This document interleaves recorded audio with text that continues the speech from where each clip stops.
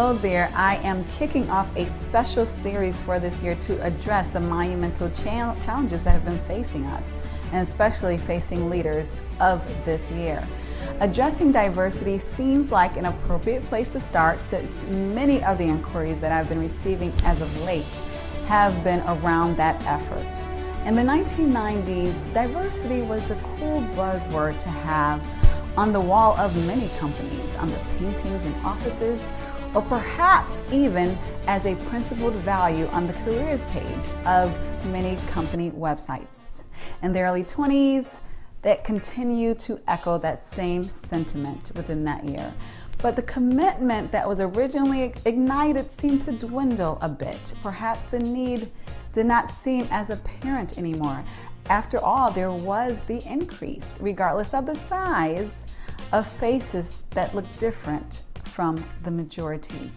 Diversity began to morph into a broader requirement that no longer meant expanding the opportunities and representation of the community customer base, or even of those who were traditionally exploited and alienated as initially intended. It began to mean differences in general. If we have people who are all different in some way, we're representing diversity, are we not?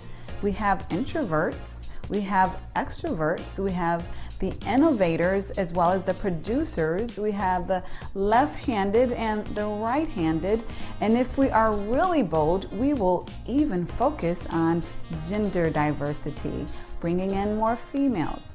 However, racial diversity became something passé, as inappropriate to bring it up as when it initially became a very important goal. Only decades prior, it was a priority, and only decades later, it became out of fashion. And you better not dare speak of racism, because if you are so lucky to be one of the selected few to get let in, you certainly did not want to risk that access. Now comes a time when we are all humbled. The United States is humbled, and dare I say, the world has been humbled. The egregious, painstaking, and monstrous pandemic, also known as COVID-19, has given everyone, all of us, a grand spanking. Regardless of your privileged position, it has everyone searching for the steering wheel, the continuous drive to regain what we perceived as control. On the best days, we even aim to grasp an intimate purpose for our lives. While our wounds were still open, some may have perceived theirs as healing or being healed, and others with gashes wide open. George Floyd happens. For some, this was the absolutely last emotional straw, the last straw of racism that had been detrimentally deadly to their livelihood, figuratively and physically, for a very long time. And for others, it was the last straw because they were already against the wall due to the lasting damage of this pandemic and other environmental conditions. And for some, well, for others, their eyes were opened for the absolutely first time, if you can imagine that. Or perhaps it was the first occasion that they had to focus, the opportunity to focus on such ugliness that was nothing short of a rerun for many others. Perhaps it was the explosive cocktail that was created between a massive killing pandemic and a video that would give Freddy Krueger the chills. Whatever the reason, what appears to be a tipping point, the need for diversity, and dare I even say racial diversity, once again has our attention. I would like to spend some time focusing on 7 steps to expanding diversity within your organization. What is not covered comprehensively in this vlog is inclusion. Inclusion is very important, and I would say a class above diversity. And diversity is like the prerequisite, if you will, of inclusion. it's definitely easier to accomplish of the two. Though some may argue the opposite, ideally you would commit to taking both classes at the same time. And I know that some are saying, isn't diversity hard enough? Yet, if we are honest, yes, it is. It is, especially in this country. However, diversity is not and never will be sustainable without inclusion. So given the limited time available in this vlog, and kudos to those who are still here listening to me, because I know time is limited for many of us, we're going to focus on company diversity specifically. So step number one in achieving diversity for your organization is acknowledging that you don't know what you don't know. When I think of several conversations that I have had with people who work in talent acquisition for many major companies, or even professional associations for that matter, where there has been a lack of diversity, the main argument is that they cannot seem to find the right people of color. That it's so hard to find people of color to fill those roles and to be interested. Now, admittedly, I will say to you, I will confess, I'm often thinking, though sometimes not saying or asking, is it that you cannot find people of color, or you don't know what you just don't know? And the truth is that homogeneity is the most basic and easiest way to make decisions. And that is for all of us. So while kindergartners are the most loving and collaborative and friendly people among each other, they do tend to cling to one another. While they may be friendly to everyone, they bond with each other based upon their common experience living in a world of unknowns where they know a lot more than people think that they do, and they're often underestimated. And one of the first things that they learn is to categorize. They group the round shapes with other round ones, the purples with the purples, and the greens with the greens. Categorization, we learn from an early age, saves us time. And as we grow older, we continue to advance in the skill of categorization. Categorization adds efficiencies to our lives that we otherwise would not have. I personally have coded my closet based upon occasion, based upon the color of the material. And even when we are found of people who are not like ourselves, most of us, if we're honest, we tend to categorize. Since kindergarten, we have gravitated to those like us because it is more comfortable. And that is what we tend to do, categorize. Given that, considering the context in which we live, and I know that many people reading this blog or listening to this vlog are not in the United States. And I'm specifically referencing the United States and other countries that have been developed based upon economic racism for their foundation, and of course subsequent racial disparities. So in this context, obviously that is expounded. But we are humans, and if we are humans and of human nature, we tend to feel more comfortable around those who either share experiences with us or look like us. And it's our normal tendency to categorize them in ways that we would expect to or not expect to in a knee-jerk fashion. And so this knee-jerk reaction, of categorization also is the way that we will typically hire those who are like ourselves. Why would anything more or less than that be expected? And then you put that in the context of an economically driven, racially disparaging tradition, and you have what we have today, and that is a racism pandemic in a world that may ironically deem themselves as post-racial. I am reminded of a time when I was in church. I'm still in church, but there was a special occasion where blue was the color that we were to wear. Now, I went shopping and I went to at least 3 of my favorite stores, and I could not seem to find that right blue dress. Interestingly enough, I saw several green dresses. There were just green dresses all over the place. And perhaps, maybe just perhaps, that's because green is my favorite color. I wasn't used to wearing blue, I would admit, and blue was a stretch for me, and I rarely, if ever, wore blue. I eventually found a blue dress online, but I lacked a connection to it. I just was not used to wearing it. Sure, some may be offended that I dare compare people to dresses. And I agree, it's not that simple. Though what is that simple is that we are emotionally driven beings. Oftentimes we believe that we're making sound, objective decisions when we're doing nothing of the sort. We're simply responding to what feels the most familiar, the most emotionally comfortable.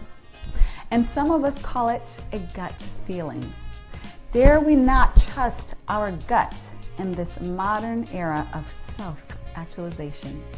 Even in this proclaimed era of self-actualization, we must be open to learning from others in order to achieve greatness. I don't know Spanish very well, so I'm taking Spanish classes. I get help from my Spanish friends, and I don't assume that there's no use for Spanish simply because I don't know how to master the language yet. And so let's not assume that there is no need to attempt diversity simply because you haven't yet mastered it. Be open to learning from others, even if you have achieved greatness in specific areas. What many do not know is that diversity takes significant effort. While I love diverse environments and novel experiences, this is not the norm. Most people of all races prefer what is familiar. Familiar is more comfortable. Comfortable is convenient. And this leads us to number 2. Get comfortable with being uncomfortable.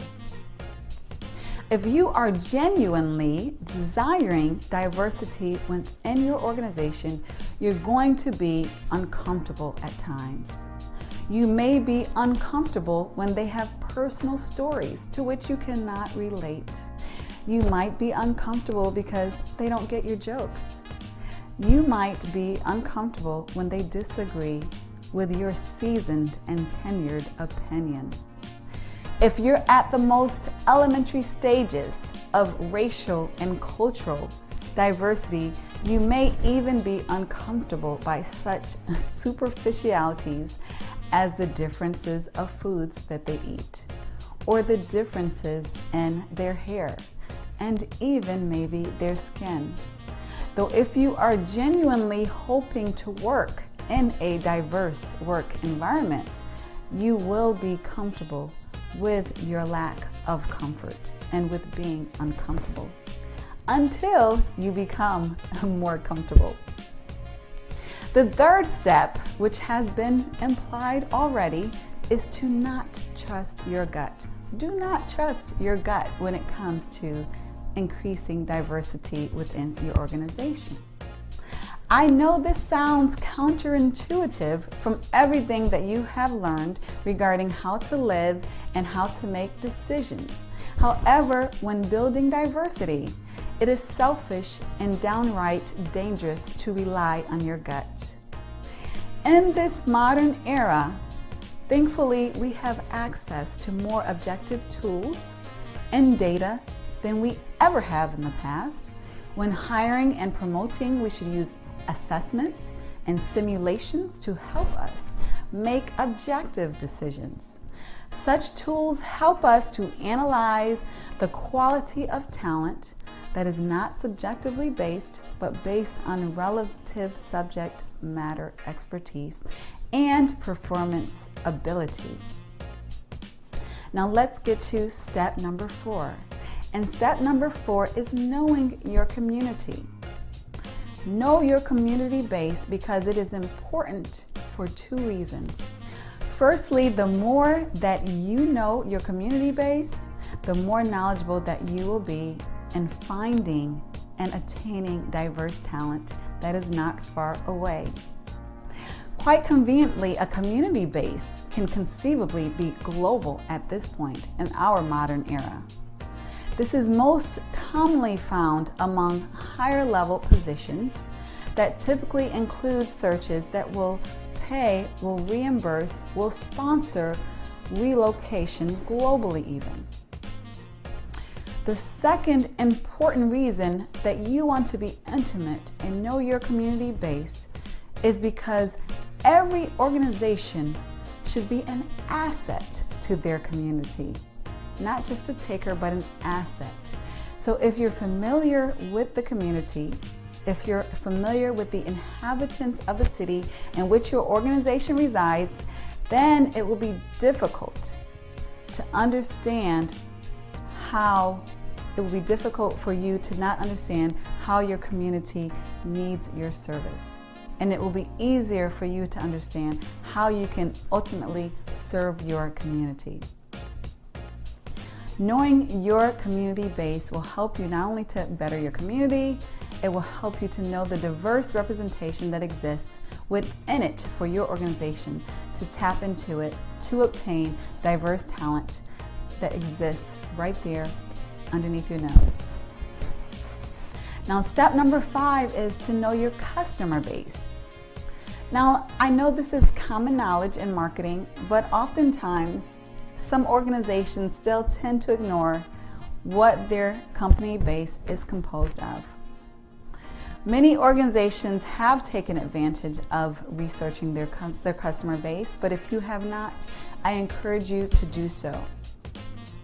So when a workforce lacks the diversity and the thought perspective that is represented within their company base, or within their customer base, then selling and serving that customer audience places them in a disadvantage to do so. So it's important to know your customer base, because then you will know how to best serve and attract and continuously attract those who are interested in what you have to offer. Step number 6 is to make diversity a priority. Yes, if you're reading this, you have an intention of increasing diversity within your organization, hopefully. But it's not only important to have an intention to increase diversity, it's important to make it a priority. Why is this important? Because as we know, most of our days are fully occupied. They're busy. We're rushing to make deadlines, working positively toward various goals, and placing effort based upon the priorities, yes, the priorities of our organization. So there are some things that we will never get to, even though they're on our list. There is never a time when we get to do everything that we want to do, but we focus on what is prioritized at the highest by our leadership. We ensure that diversity is a priority by setting direct goals tied to it. In many areas of talent and HR especially, we want to move more qualitative to more non-numerical, sophisticated ways of measuring performance. However, quantitative measurement is needed when there is a lack of sophistication to do otherwise. And for most organizations, such sophistication regarding diversity just is not there. And so we still need to quantitatively measure the diversity progress. Also, dare I say, quantitative data is still king among most C-suite layers of top organizations. If diversity is a priority, then it will be measured. What is a priority is measured, and as we all know, what gets measured is what gets done. For example, in talent acquisition, are recruiters rewarded or evaluated based upon how highly they're providing diverse represented slates? Are there staff members with significant ties to underrepresented communities on the decision-making panels? Are leaders requiring a diverse representation of interviews when they are hiring? Are there active promotions and active sponsorship and mentor opportunities and programs for underrepresented groups? This helps to expand diversity, especially among the higher ranks of the organizations. And step number 7 is to be consistent. As Coach John Wooden once said, character is measured by what we do when no one else is looking. So if diversity is a real goal of your organization, then you want to institutionalize those practices far beyond what is publicly visible.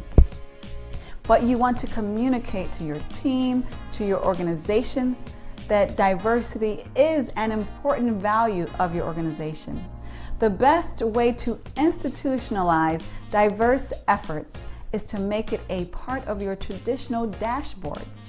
When you measure quarterly the performance of your organization or your team, you can also measure hiring and retention of diverse talent bases. In addition to lag measures, you can also use lead measures that proactively link efforts to diverse outcomes, including recruitment and internal inclusion efforts. If you find this information interesting or helpful, I have a big ask for you, and that is to please share it with others, because I know that there are some people who are genuinely struggling with diversity, and I want this to be a help with them. So share with those, especially those leaders who you believe would benefit from this information, and have a phenomenal day.